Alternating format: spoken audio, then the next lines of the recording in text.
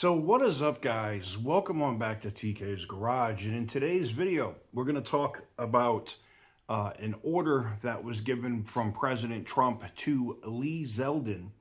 And this was done a few days ago. We are 48 hours, actually less than 48 hours away from the EPA deciding that they can't enforce the Clean Air Act.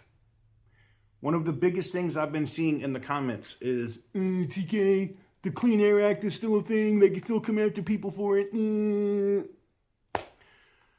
I know you're going to say, and I already, what's your source, TK? What's your source? Source is right here. I'm going to show it to you, okay? This comes from the Scientific American, okay? They publish articles. They're a news site, right? Trump gives the EPA 1 week to decide on abandoning client pollution regulation. President Trump ordered EPA Administrator Lee Zeldin to decide by next week whether the agency could abandon its authority to regulate climate pollution under the Clean Air Act. Let me fill you in on what that means. If the EPA decides, yeah, we can't enforce that. We don't have any regulatory authority under the Constitution to do that. The Clean Air Act, geniuses, is like null and void. Like there's nobody to enforce it. Who's going to enforce it? NHTSA? NHTSA's under the EPA, under the DOT. I mean, well, NHTSA's under the DOT, which cooperates with the EPA. But none of these agencies are doing anything. It's done. I love it because every video I've done about emission stuff, there's always like the 2 or 3 climate activists in my comments that are like, TK, and they're like this. They're like full retards. They're like, TK, it won't happen because of the Clean Air Act. Well, what are you going to say now? What are you going to say now? I don't want to hit him with the old Hogan, but damn, man. EPA Administrator Lee Zeldin has 1 week to tell President Donald Trump whether the agency could abandon its authority to regulate climate pollution under the Clean Air Act. His decision stands to cast the EPA into a monumental fight over its ability to reduce carbon emissions, potentially reverberating, listen to this sentence, beyond Trump's presidency. If Zeldin attempts to upend the 2009 scientific finding that underpins all greenhouse gas rules, known as the Endangerment finding, he would risk being rebuked by the courts. But if judges upheld, which will happen at the Supreme Court because we already know this, the EPA's move to reverse the finding, it would accelerate Trump's effort to dismantle a host of climate rules enacted under President Joe Biden while erecting legal hurdles. Now, here's the other thing. Oh, well, when the next president comes in, they'll just change it. They'll go right back to it. Wait.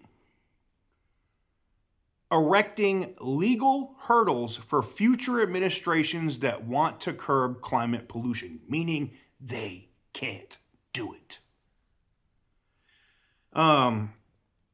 I think they can do it. And I just hope the administrator is well briefed so that he can make the right decision. Myron Ebell, who led Trump's EPA transition team in 2017, said in a recent interview. Trump issued a day one executive order directing Zeldin and other agency heads to brief the White House by February 19th on the legality and continuing applicability of the endangerment finding. The finding, which was issued during President Barack Obama's first term, holds that greenhouse gas emissions may reasonably be anticipated to endanger public health or welfare. It's the prerequisite for Clean Air Act rules targeting heat-trapping pollutants such as carbon dioxide and methane. The finding originally pertained to climate pollution from vehicles, but it opened the door for regulations on power plants, oil, and gas infrastructure. And it could support future regulation on additional sources of climate pollution, such as landfills, refineries, and industrial plants. Getting rid of the finding would make scrapping EPA climate rules a matter of routine paperwork, an expert said. Regulations could be done through simple, swift rulemaking. No replacement rules would be needed. What does this mean? It means this. I'm probably going to be making a video here in the next less than 48 hours telling you that Zeldin has told the president that the EPA is no longer needed to enforce the Clean Air Act. The endangerment rules are going to be gone. And all of you dumbasses in my comments, you know, and I'm not talking about my regular subscribers. I'm talking about the people that caught this video in search or whatever, that are coming here and going, TK, they can't do this. Let me be clear. One, you don't understand how government works. Two, if they do this, and you have to understand, like back in 2008, when this stuff was being done, it was kind of a distraction, right? The rules and stuff that were being proposed were a distraction because the financial markets and everything else, the mortgage markets that had just crashed and all the other disasters, they were literally pushing through other crap because everybody was just worried about their own money, their own house, going bankrupt, dealing with all this other crap. And this is something that has been tried to be rolled back for a while.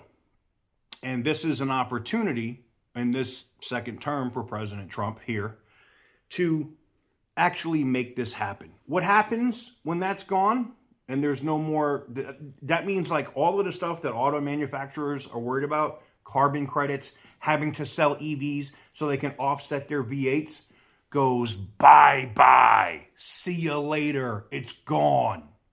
What it also means is when they push that back, there's nobody to enforce the Clean Air Act. And that's if it doesn't get repealed in its entirety. What does that mean? Delete your diesels, remove emissions equipment off your vehicles if you want. I've said this before, and I said this in 5 or 6 videos now.